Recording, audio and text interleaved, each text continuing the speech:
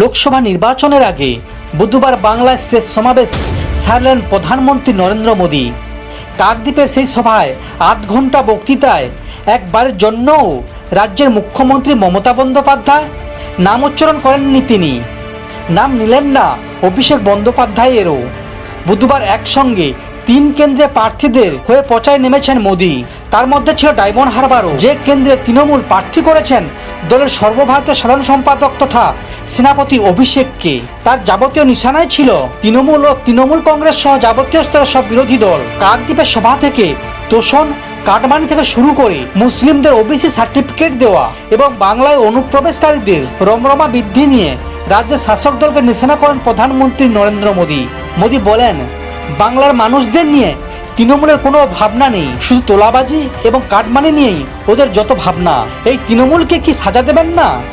তৃণমূলের সব কাজে কাটমানি চাই, বাচ্চাদের মিড ডে মিলেও কাটমানি চাই ওদের। এছাড়াও তৃণমূলের বিরুদ্ধে সন্ন্যাসীদের অপমান এবং গালিগালাজ করার অভিযোগ তোলেন প্রধানমন্ত্রী।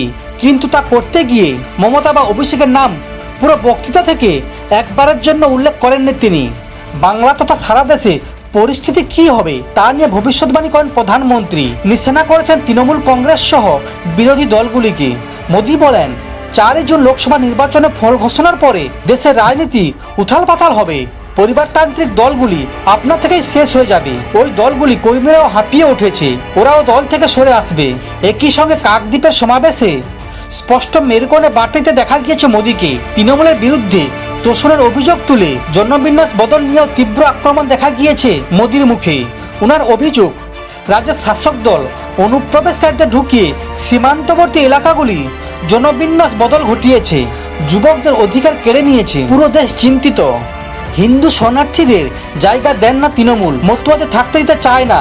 4 জুনের পর তৃণমূলের সব হাওয়া বেরিয়ে যাবে। দেখা যাক 4 জুনের ফলাফল কি হয়। সমস্ত খবর দেখতে এই চ্যানেলের সঙ্গে থাকুন। ধন্যবাদ।